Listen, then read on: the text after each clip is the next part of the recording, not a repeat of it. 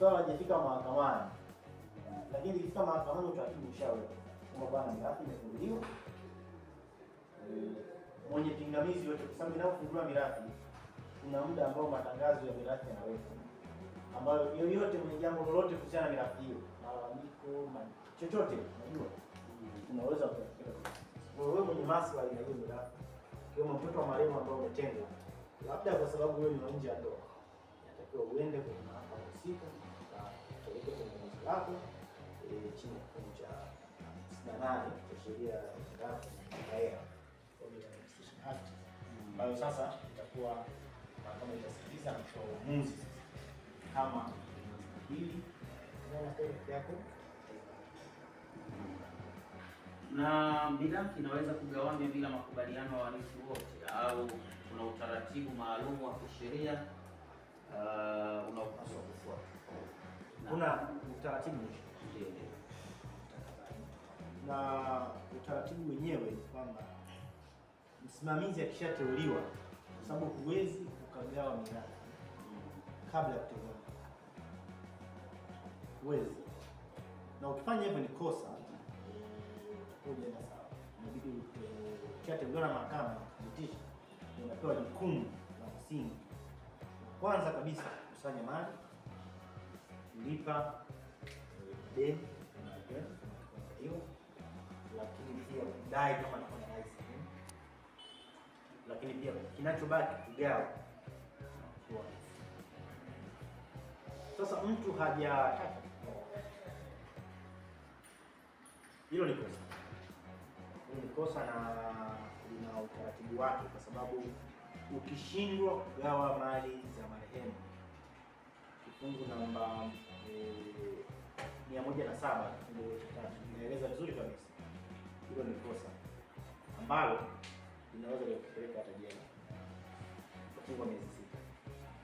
Lakini kwa kuwa kifungu namba 107 kifungu cha kwanza kinasema kwamba ndani ya miezi 6 wewe umepeleka orodha ya mali baada ya kuteuliwa na umegawa mali kwa warithi, na uiambie mahakama kwamba nimeshaleta hii orodha ya mali na kumgawa kwa warithi.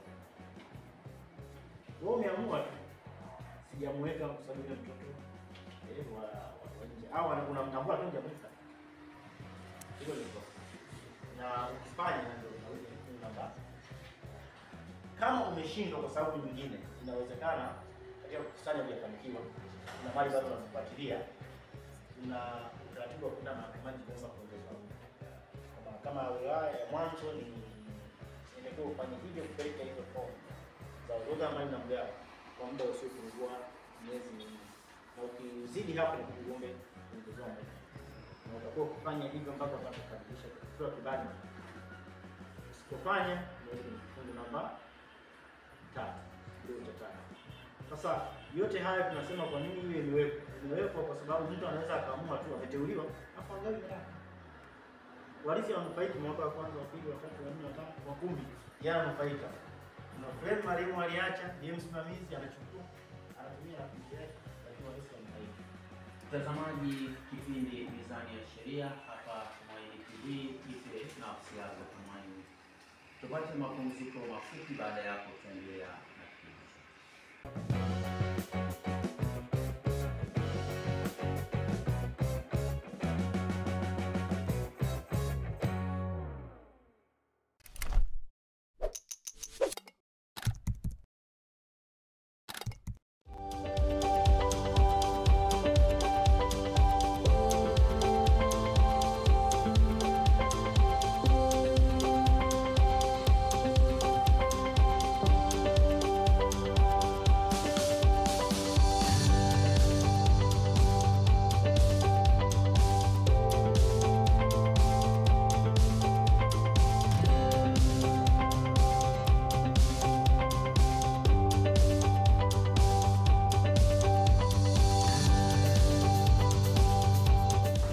Jua haya yote na mengine mengi, ungana nasi katika kipindi cha Kilimo Sokoni.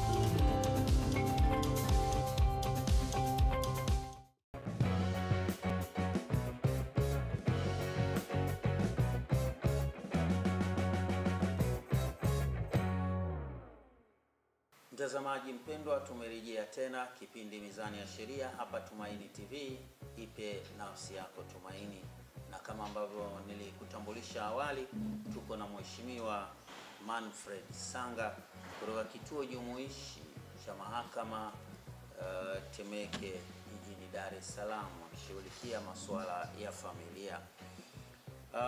Tumezungumza katika sehemu ya kwanza ya kipindi chetu tukiwa tuna kazi ya mirathi, na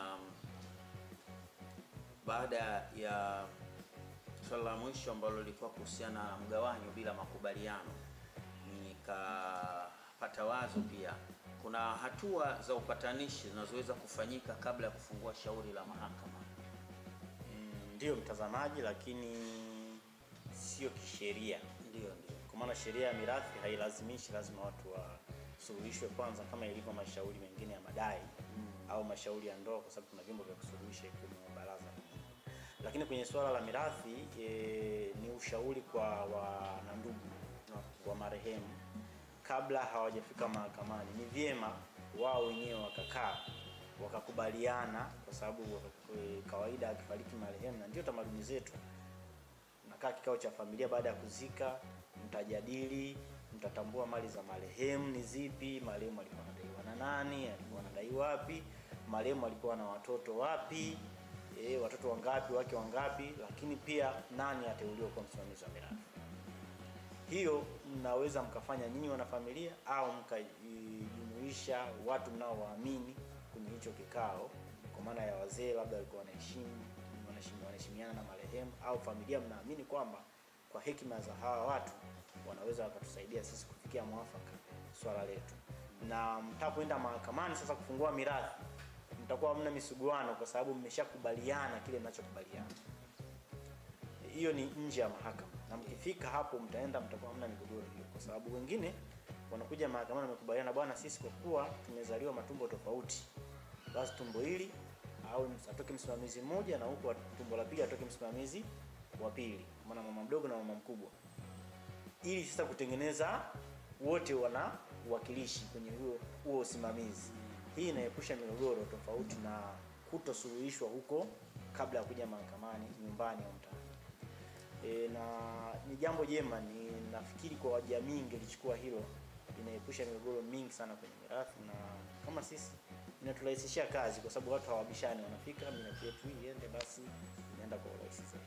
Sheria inasema haisemi kama ni takwa la lazima kuwe na muhtasari wa kikao cha familia kwenye kufungua mirathi, lakini ni jambo muhimu kweli kweli kwenye kuambatanisha kwenye maombi, kwa sababu kwanza inaifanya mahakama kuamini kwamba hawa watu wamekaa mkubaliana, lakini pia mirathi yao itaenda bila misuguano, kwa sababu walichokubaliana ndicho kinatekelezeka. Na kama hakitekelezeki, basi watasema tulikubaliana kwenye kikao, msimamizi ya wewe afu ameenda kuomba mwingine ambaye hakuteuliwa, akupendekezwa na familia. Kwa hiyo tunaomba mahakama imtengue, kwa sababu wanafamilia hawamkubali. Na tukumbuke kwamba kwenye kufungua mirathi kunahitaji ridhaa ya warithi. Sasa ridhaa ya warithi kuipata zaidi ni unaipata nje ya mahakama, sio ndani ya mahakama, kwa sababu inabidi ipatikane ridhaa ya warithi kabla ya mirathi kufunguliwa. Sasa unapofungua na zile ridhaa za warithi zimeambatana, kwenye maombi yako kuna affidavit ya kuthibitisha, consent form ya kuthibitisha kwamba tumemkubali huyo. Kila mtu athibitishe wale warithi. Sasa hiyo huwezi kuipata wakati mirathi imeshafunguliwa, inabidi uipate kabla mirathi haijafunguliwa. Utaipateje kama nje ya mkai ya muongei? Kwa maana yake utakuja kufungua mirathi bila hiyo. Ukifungua bila hiyo, na pingamizi yatakuja, utatenguliwa. Kwa ni muhimu kweli kweli kufanya usuluhishi kabla ya kuja mahakamani. Japo ni sio wa mahakama itafanya, ni nyinyi nyumbani, lakini itaturahisishia sisi kuja mahakamani inshallah. Na katika mazingira kama hayo, mheshimiwa, mke mdogo kama yupo, mke mdogo na nyumba ndogo ni vitu viwili tofauti. Okay, sawa. Anaweza kudai haki kwa niaba ya watoto aliowazaa manake, au ni lazima watoto wenyewe wajitetee kisheria? Mazingira yako mawili. Kama ni mke, maana yake hiyo ndoa ilikuwa ya wake wengi. Sasa alikuwa tuseme alikuwa Muislamu. Ndio. Au alikuwa na ndoa ya kiserikali. Tunajua Kristo ni mke mmoja. Ndio. Alikuwa na ndoa ya kiserikali ambayo ni ya wake wengi. Maana yake mtu anaweza akaoa wake wawili watatu. Si kwenye cheti amesema ni wake wengi. Japo ni ya kiserikali lakini imetiki wake wengi. Sasa ikitokea yeye ni moja ya wake, yeye pia ni mrithi. Kwa na watoto ni warithi wataingia. Ikitokea sasa marehemu amezaa nje ya ndoa, lakini sheria zinaruhusu watoto wa nje ya ndoa kurithi. Mfano wa Kristo. Au ndoa za kiserikali. Inaruhusiwa kabisa kama watoto wa nje wakarithi, na maamuzi hapo ya mahakama za juu sheria inaruhusu. Ikitokea hivyo maana yake mama anakuwa hana haki ya kurithi kwa sababu sio mke. Si alikuwa tu mama alizaa tu na marehemu. Kina kuolewa, watoto wana haki ya kurithi. Kwanza kwenye maombi ya mirathi. Ili sio hiari. Ni takwa la lazima kabisa. Ni lazima, sababu inawezekana ni wadogo wale watoto. Ni lazima yule mama, sababu ndio mlezi na ndio mzazi, atoe ridhaa hiyo mirathi iendelee. Kwa hiyo kuna ridhaa ya mtoto ataitoa huyo mama. Sasa hiyo ridhaa tunaita kama anaishi nao yeye mwenyewe tunaita affidavit and leave of consent, yani ridhaa ya mama ambaye anaishi na watoto na watoto wake. Sasa lakini pia kama ni mlezi tu, inawezekana ni kituo cha watoto yatima labda kuchukulia sister au taasisi fulani ina kituo chake na watoto yatima. Mama alishakimbia labda hayupo, lakini mtoto yuko pale. Yule guardian, mlezi anayemlea, ndio au baba mdogo au nani anayemlea yule mtoto, inatakiwa aende atoe hiyo ridhaa kwenye hiyo mirathi. Na asipoweka hiyo, msimamizi akileta tu mirathi yake bila kuweka hiyo, maana yake mirathi inakuwa inaita incompetent, inakuwa kama haijakamilika, batili, itatupiliwa, itatupwa nje kama inaonekana kuna upungufu huo. Kwanza inaweza hata isipokelewe mahakamani. Kwa hiyo ni muhimu, na mzazi ana haki hiyo ya kusimama badala ya mtoto wake kudai. Na ikitokea hata rufaa zinaenda mahakama za juu, atasimama yeye kwa niaba ya mtoto wake. Na inapotokea marehemu ameacha wosia wazi kuwa fulani ndiye msimamizi wa mali, lakini mmoja kati ya watoto akafanya ulaghai, akaweka jina lake kuwa yeye ndio msimamizi, hiyo warithi hao watasaidikaje? Kwanza na hasa ikiwa kwa watoto wafanya biashara, watu wenye mali, maana yake inatokea. Kweli kabisa, uko sahihi mtangazaji, inatokea na unasema wenye mali. Kwa sababu hapa interest ni mali. Sasa yani kila mtu anatoa jicho, kakangu akifa nipate hiki. Sasa kaka yako wewe unaingiaje? Si ana watoto na mke, ana familia yake, wewe na wewe unastafute vya kwako. Kwa sasa ipo hiyo, na jamii inatolea macho sana. Sasa likitokea jambo kama hilo, kuna vitu viwili. Cha kwanza hiyo ni jinai, forgery. Kwa hiyo unaweza ukafungwa, utapelekwa jela ya kesi, police case kabisa, kwamba huyu kafoji mirathi na wosia. Mimi nimeandika wosia, nimeenda nimeutunza Rita, nimekuja nimeutunza kanisani, maana yake inaruhusiwa kutunza kanisani. Sijui kama ndio ninapokea, lakini inaruhusiwa. Sheria inaruhusu kabisa. Nimeenda nimetunza kwa wakili. Sasa wewe ulianzaje? Yaani Rita unakuja wanasema huo wosia ndio wenyewe marehemu. Wewe umetoka na wakwako ambao umekutaja wewe, hauko Rita, hauko mahakamani, hauko kanisani, hauko benki, nasema zile sehemu ambazo zinaweza zikatunza, hauko msikitini. Obvious utakuwa ni mtapeli. Unachotaka kufanya ni kugushi, ulichokifanya ni kugushi, na kama kugushi ni forgery, kwa hiyo una kesi ya jinai na itasikilizwa na unaweza kufungwa jela. Lakini upande wa pili ikija mahakamani, sasa tunabishaniana, maana yake zitakuja wosia mbili. Hii unaosema wewe umekuteua na hawa watakuja. Sasa utaona utofauti. Kuna mtu anakuja na wosia ambao umetoka Rita wanakuja kushuhudia, marehemu mwenyewe aliuleta kuja. Maafisa wa Rita wewe umetoka Pugu ndio kwenu marehemu alikuwa anaishi, na wewe uko unaishi huko, bahati nzuri umekuja na hosia wako, hauna maelezo ulitunzwa wapi, hauna mashahidi, kwa sababu hata mashahidi wataogopa wakisikia pia kuna jinai, wanaweza wasije kutoa shahidi mahakamani, kwa sababu itabidi wathibitishe kwamba kweli walishuhudia. Tukienda kuthibitisha sign, kwa sababu marehemu anaweza akawa ana vitambulisho vyake, kuna wataalamu wa kuthibitisha sign kabisa kwamba hii sign kweli ni ya marehemu kulinganisha na vitambulisho. Lakini wewe umekuja na hosia wako wa kugushi signature ambayo haitokuwa sawa na ile ya marehemu ambayo alisign sehemu mbalimbali. Kwa hiyo utashindwa na hautoweza kufanikiwa hiyo maombi yako ya kutaka kuteuliwa. Kwa hiyo watakupinga upande wa pili na utashindwa. Sasa utashindwa kupata hiyo usimamizi, pengine na mirathi yenyewe ukashindwa kupata, lakini pia utapata jinai. Unaona ubaya ulivyo sasa. Kwa hiyo utakuwa na jinai. Kwa hiyo jamii tu ielewe kwamba alichoandika marehemu kiache. Yeye ndio matakwa yake, alichuma yeye hiyo mali, yeye alipitia yepi. Na anajua yeye akifa watoto wake, familia yake itaishi vipi. Anajua wanamtegemea. Kesho hayupo, watoto ndio wanaendelea kuishi. Lakini pengine anatambua kuna wanandugu wasumbufu wanataka hizo mali.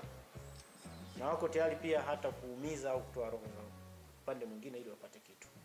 Kwa hiyo ni muhimu sana pia kuheshimu kile alichokiacha marehemu. Ukigushi elewa kuna jinai na sheria zipo. Basi mtazamaji, tuseme tunapofikia ukingoni, labda neno lako mheshimiwa la mwisho kabisa. Na nashukuru kwa nafasi hii. Ni waase hasa wanaume wenzangu, ndio, lakini pia kina mama. Sana sana wanaume wenzangu. Wosia sio uchulo jamani. Sasa wosia sio uchulo. Wosia ni baadaye njema kwa familia yako. Wala utakufa leo ukiandika wosia, lakini utaweka msingi kwa ajili ya familia yako. Kuna mambo utayaweka sawa ili mbele kusiwe na mvurugano mkubwa. Mvurugano ni mkubwa, jamii imebadilika sana. Tofauti na miaka ya zamani watu walikuwa wanaheshimu. Lakini sasa hizi watu wanawapo mali zaidi. Jamii iandike wosia, wasiogope, waandike wosia. Wapo wanasheria wa kuwasaidia. Siku hizi kuna vituo vya msaada wa kisheria. Lakini hata wakienda mahakamani wataelekezwa tu, bwana, fomu hii namna ya kujaza hivi na hivi. Watajaza, wataelekezwa namna ya kutunza na wataweka misingi mizuri kwa ajili ya familia zao. Asante sana. Na tamati ya kipindi Mizani ya Sheria hapa Tumaini TV, ipe nafsi yako tumaini, na tulikuwa naye Mheshimiwa Manfred Sanga. Yeye ni hakimu mkazi mwandamizi kutoka kituo jumuishi cha mahakama masuala ya familia Temeke jijini Dar es Salaam. Sina shaka mweza kujifunza mengi kutoka kipindi hiki. Kwa wale ambao ni wajanja matapeli, basi mjitahadhari, kwa sababu mahakama pia ina watu na watu wanaelewa kitu cha ukweli au kitu cha uongo. Basi tukutane tena mara nyingine, wakati mwingine. Mshukuru sana Sister Salvina Makonde, mwandaji wa kipindi hiki. Shukrani pia nyuma ya kamera ikuwepo Stadius pamoja na Sarah Joseph. Asante na kwaheri kwa sasa.